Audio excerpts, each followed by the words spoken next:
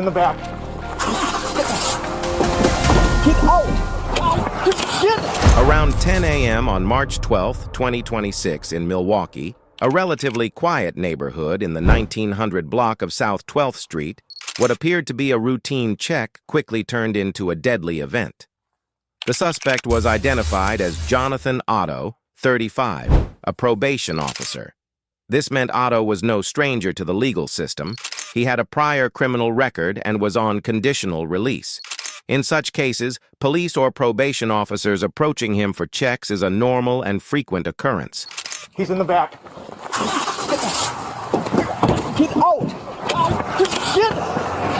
Fuck! Get out the car! Get the fuck out the car! Get out! Shit! You better stop! Stop! In the 1900 block of South 12th Street, Jonathan Otto was found sitting in a tow truck with another passenger.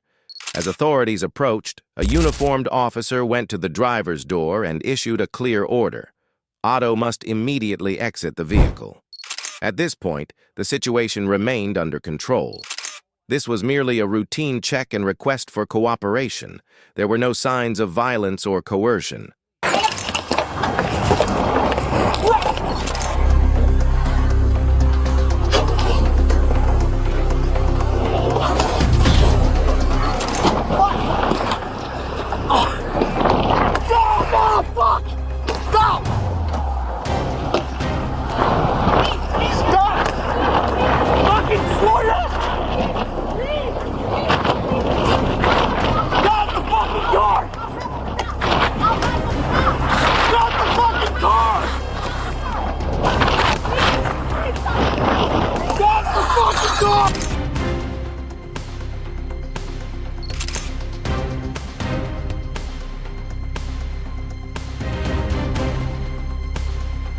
While being dragged along by the moving vehicle, the officer completely loses control of the situation, unable to move proactively, unable to detach from the vehicle, and any slight deviation could lead to a fatal accident.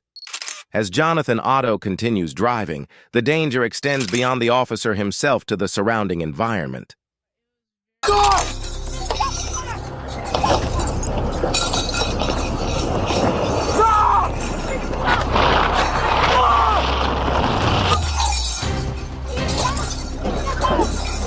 I can't jump off!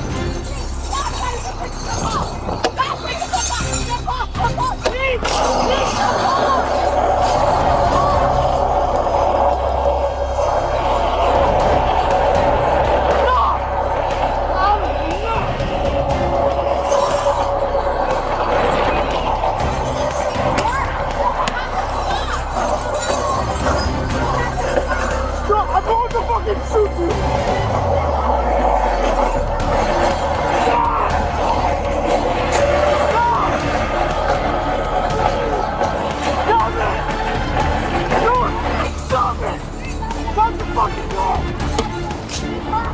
He did it! Otto, stop! Stop it now! Otto, stop! No, you don't got a fucking shit! Stop it, Otto! One, two, three! Stop! Are you done?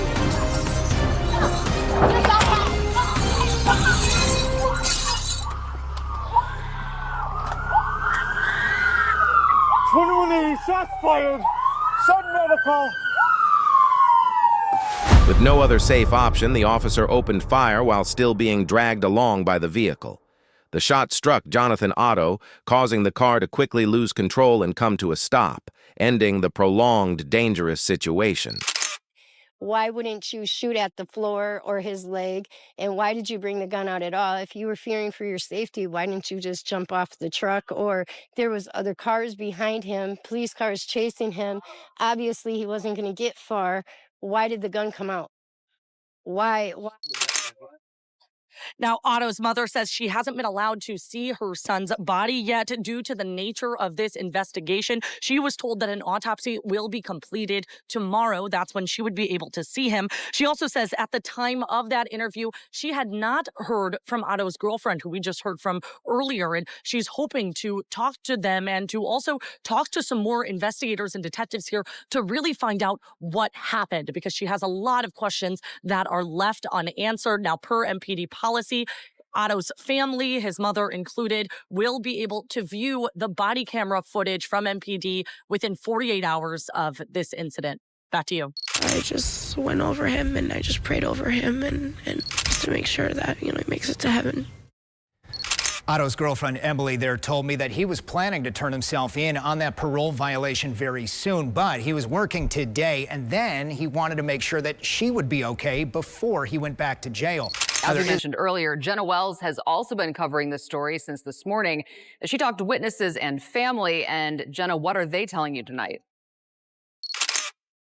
Well, Natalie and Jessa, behind me right now, you can see there is a red tow truck that is picking up this white tow truck. Family told me that white tow truck is the one that 35-year-old Jonathan Otto was in. His entire family was at the scene for hours today, and they are devastated. They're still in shock. His mother said she needed to come here to see the last place where her son was alive, hoping to make some sense of it, but she still cannot. Tracy Broyld says her son was a tow truck driver and he loved his job. He's been living with his girlfriend on the south side, not far from where this happened. She called him amazing and very close to his family, and says while he did have prior convictions, he was not a violent person. She knew, though, he would always run, saying he had a past of arrests for fleeing and eluding officers. Still, she doesn't understand how the situation escalated to him being killed.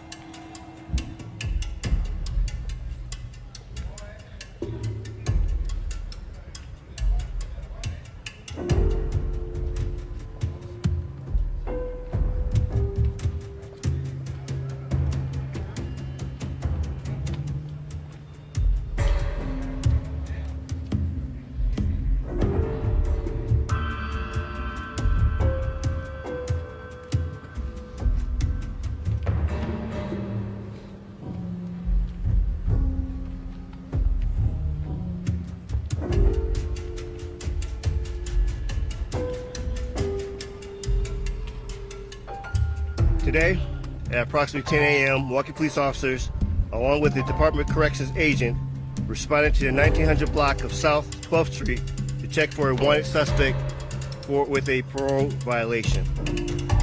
Upon arrival, an officer in full uniform encountered the suspect, who was inside a full-size flatbed tow truck with a passenger in the truck. The officer approached the suspect and ordered that he exit the truck. The suspect refused, and the officer attempted to remove him from the truck, at which time the suspect immediately started the vehicle and suddenly drove off at a high rate of speed while the officer was clinging to the suspect and the driver's side window. The suspect drove the truck for several blocks as the officer clung to the side of the truck. The officer gave several commands to the suspect to stop the truck, even informing the suspect that if he did not stop, he would shoot. While this was occurring, the officer's partner was in pursuit of the truck with lights and sirens activated, attempting to catch up to pull over the truck. The suspect continued to refuse these commands multiple times. At this time, the officer discharged his firearm, subsequently striking the suspect and finally stopping the truck. The suspect, a 35-year-old male, sustained fatal injuries. The passenger was not physically injured by the gunfire, but was transported for medical treatment out of abundance of caution. We recognize that exposure to this type of incident are traumatic, and our thoughts are with the passenger. The officer that discharged his firearm is a 46-year-old male with over 21 years of service. He was transported to the hospital for treatment of non-fatal injuries. He will be placed on administrative duty as is routine and officer-involved shootings. The Milwaukee Area Investigative Team will be investigating this incident. The West Allis Police Department is the lead investigating agency. This is a fluid and ongoing investigation. Video related to this incident will be released in accordance with operating procedures 575, and we do wish our officer a speedy recovery from this incident. Yes, he was in full uniform at the time of the contact.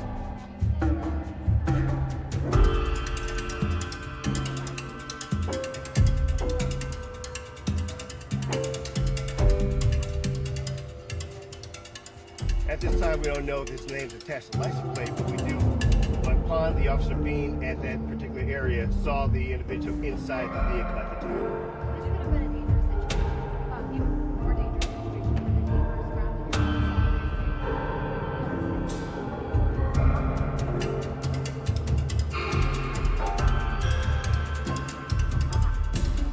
So you hit it right on the head in regards to the level of dangerousness. First of all, the officer had suddenly taking a high rate of speed away from the area.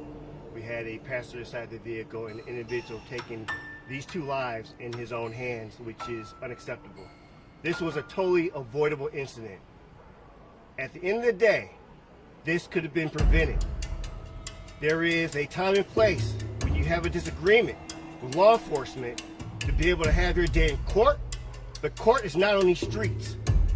There is a responsibility to cooperate. There was a legitimate action going on at this time. Not only was the officer in danger, but so was the passenger. Unacceptable. Was there anyone else handcuffed? Only one individual was placed in the custody. This was a situation where we were, again, looking for somebody who was a parole violation. As you understand it, Chief, was he stuck to the vehicle in any way, or just he was going too fast, he felt it would be unsafe to jump off? So this was a very quickly unfolding situation. I mean, this was a situation where officer had approached the vehicle that was not engaged or armed. This is a situation where in all the actions that took place was, again, just instantaneous. And so this is actually an unfortunate situation that could have been avoided, like I said earlier. But there was a lot of unfortunate bad decisions being made in regards to the individual driving off and, again, putting the officer and the passenger inside the vehicle life in jeopardy. And also, as was mentioned, those who are on our city streets, as we hear ad nauseum from our public, the dangers of driving in our city in regards to these type of behaviors where it's absolutely unacceptable, absolutely preventable. Absolutely, that we did not have to deal with this particular situation as it unfolded today. So this is still an ongoing investigation. We do offer officers the ability to have their own time to explain themselves. There is a process. This is not controlled by us. This is a process that we, again, driven by the West Allis Police Department.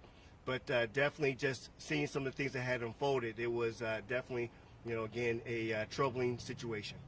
Chief, just to be clear.